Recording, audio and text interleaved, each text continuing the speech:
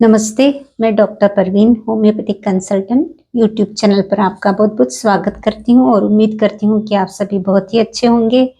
आज हम बात करेंगे कुछ होम्योपैथिक मेडिसिन्स की जो कि फीवर के लिए बहुत ही लाभदायक है। तो जानकारी देने से पहले आपसे रिक्वेस्ट है कि यदि आप पहली बार चैनल पर आए हैं तो चैनल को ज़रूर से सब्सक्राइब कर लीजिए और वीडियो को अंत तक ज़रूर देखिए।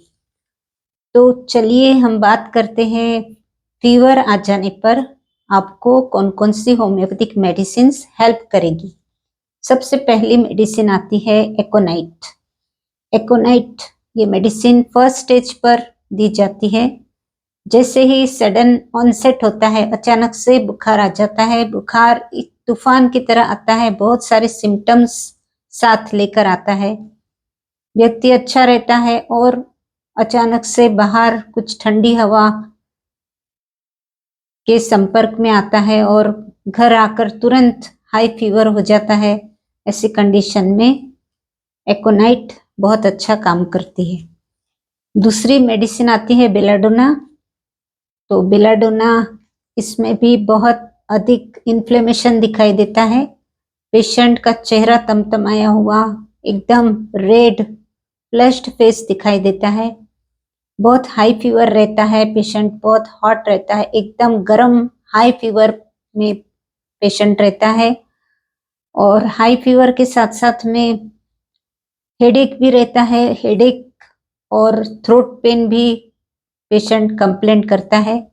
तो जहाँ पर फीवर है, हाई फीवर है, हेडेक है और थ्रोट पेन भी है और पेशेंट को ठंडी से तकलीफ हो रही है, ऐसी कंडीशन में बेलाडोना बहुत अच्छा काम करेगी। तो आप बेलाडोना ले सकते हैं। उसके बाद में तीसरी मेडिसिन आती है आर्सेनिक।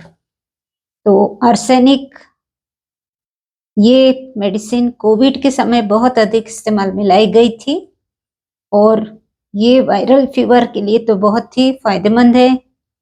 आर्सेनिक का जो पेशेंट होता है उसको जब फीवर आता है तो बहुत अधिक वीकनेस रहता है, इतना ज़्यादा वीकनेस रहता है कि बिस्तर से उठ भी नहीं पाता।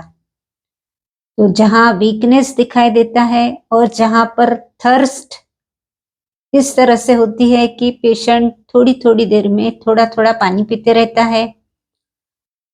एंग्जायटी बहुत अधिक दिखाई देती है, बहुत अधिक रेस्टलेसनेस दिखाई देता है और फीवर में एक पीरियोडिसिटी रहती है।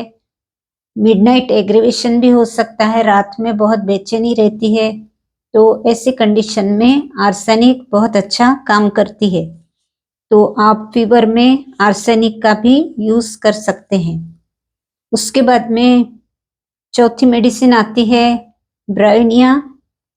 ब्रायोनिया का जो पेशेंट होता है वो फीवर के साथ साथ में ड्राई कफ की कंप्लेंट करता है। तो जहाँ पर फीवर है और उसके साथ में ड्राई कफ है, ब्रायोनिया भी कोविड के समय बहुत अधिक यूजफुल थी क्योंकि ब्रायोनिया का जो फीवर था उस वक्त वहाँ पर लंग्स के भी बहुत अधिक सिम्टम्स दिखाई दे रहे थे। तो ड्राई कफ या फिर निमोनिया के सिम्टम्स यदि दिखाई देते हैं फीवर के साथ में तो ब्रायोनिया बहुत अच्छा काम करती है। जहाँ पर फीवर है और ड्राई कफ है और निमोनिया के सिम्टम्स यदि दिखाई दे रहे हैं तो ब्रायोनिया बहुत फायदेमंद रहेगी।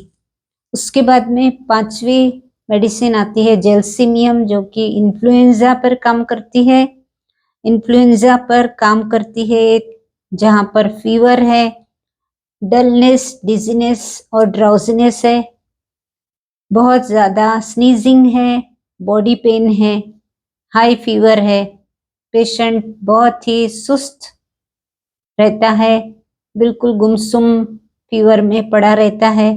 तो ऐसी कंडीशन में जेल्सिमियम भी बहुत अधिक इस्तेमाल में लाई जाती है। तो अकॉर्डिंग टू सिम्टम्स आपको कौन सी मेडिसिन सूट करती है उस हिसाब से आपको ये होम्योपैथिक मेडिसिन्स हेल्प कर सकती है।